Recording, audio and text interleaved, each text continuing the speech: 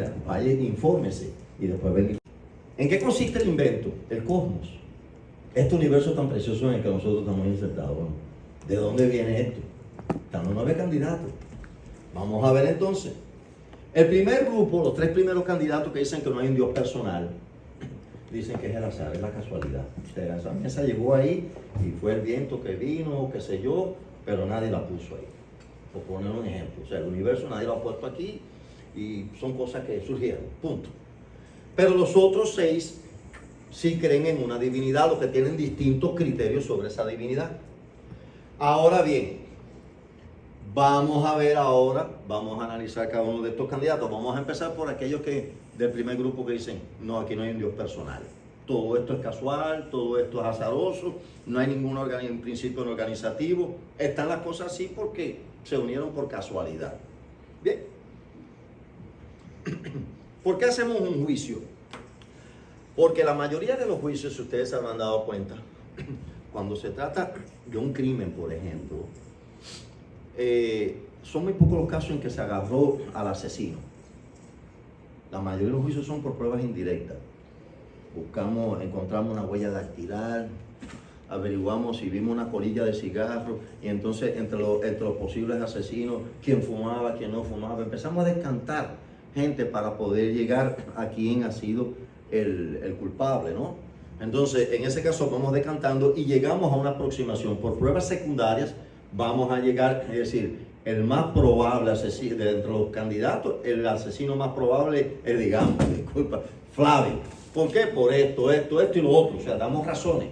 Así funciona todo y nosotros le damos credibilidad a eso porque sobre esa base mucha gente incluso va a cadena perpetua, incluso a fusilamiento. O sea que las pruebas secundarias son importantes, lo hacemos normalmente en casi todos los juicios. ¿Qué sucede? Bueno, para eso usamos qué cosa, cuál es el barómetro, la medida para saber si una cosa es cierta o no.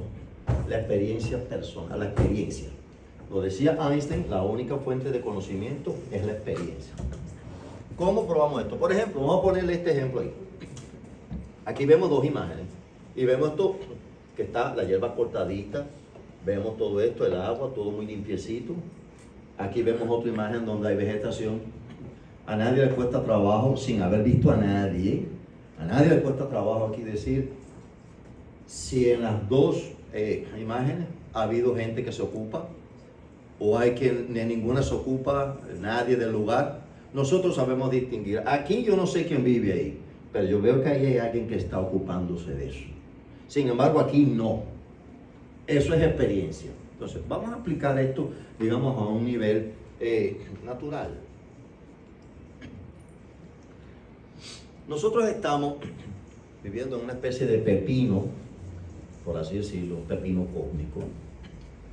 Ya nosotros descubrimos que esto empezó hace unos 13.800 millones de años, que empezó en algo chiquitico y empezó a expandirse a la manera de cuando usted coge prepara usted una masa de harina con semillitas de amapola, la mete en el horno y eso empieza a crecer la harina y se van separando las semillitas. Así mismo se ha ido separando todo esto, hasta que nosotros hemos llegado ya al punto donde estamos. Nosotros nos damos cuenta, aquí estamos viendo si esto es casual o si hay alguien.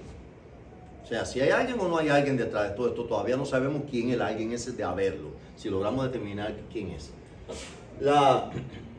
Está la sonda espacial Voyager 1, una de las 2 sondas espaciales que ya han pasado la barrera de la heliosfera, o sea, el límite de nuestro sistema solar. Y desde lejos, ella ha mirado hacia atrás con la cámara, mirando a ver dónde está el planeta Tierra, de dónde salió. Y nosotros casi ni lo vemos. Un granito, peor que un granito de arena, más chiquito que un granito de arena. Nos damos cuenta que nosotros formamos parte de un sistema y entonces este sistema está insertado aquí. Aquí vienen unos vientos con unas radiaciones horribles que no permiten la vida. Sin embargo, nuestro Sol crea como una especie de burbuja donde nos protege a nosotros. Entonces, ya en un plano más grande, esto lo vemos aquí. Y vemos que estamos en un área donde hay otras estructuras similares. Un universo fantásticamente gigantesco. Entonces, ¿qué vemos?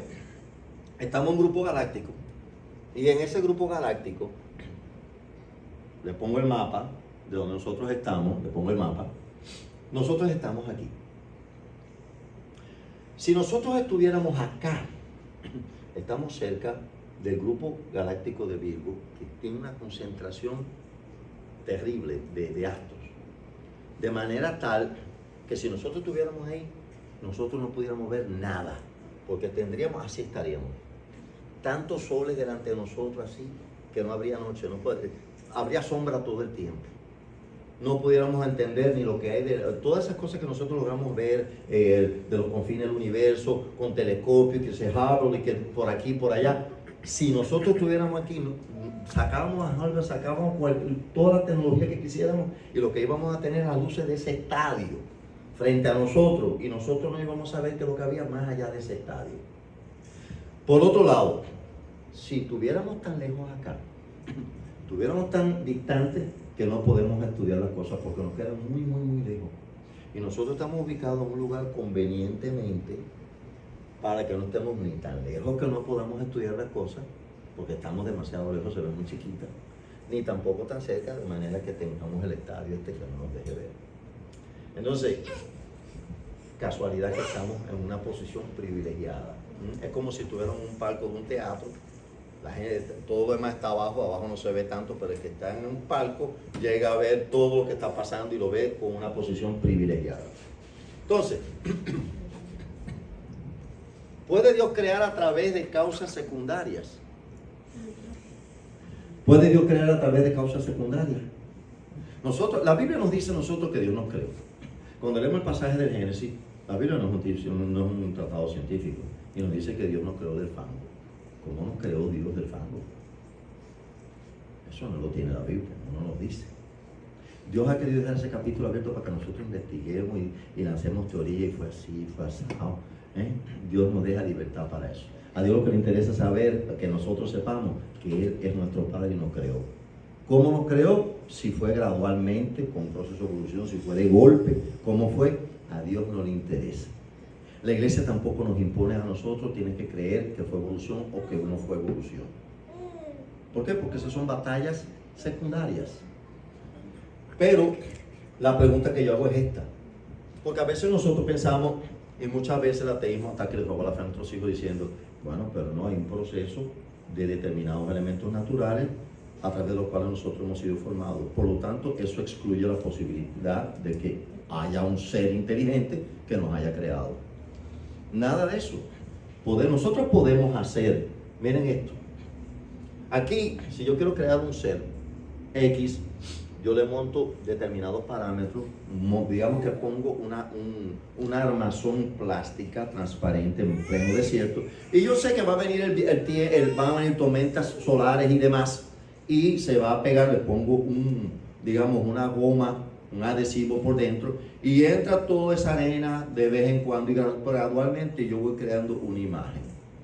Utilicé un elemento secundario, la arena y el viento, pero lo creé yo, el molde lo creé yo. Y así se pueden obtener varias cosas con una programación. Nosotros nos hemos dado cuenta que dentro de la materia, de lo que estamos compuestos todos, hay algo que brota. Eso los científicos se han dado cuenta. No sabemos qué cosa es porque, como yo le dije en el esquema aquel, nosotros podemos llegar hasta un límite. De ahí para allá no podemos pasar. Podemos especular todo lo que queramos.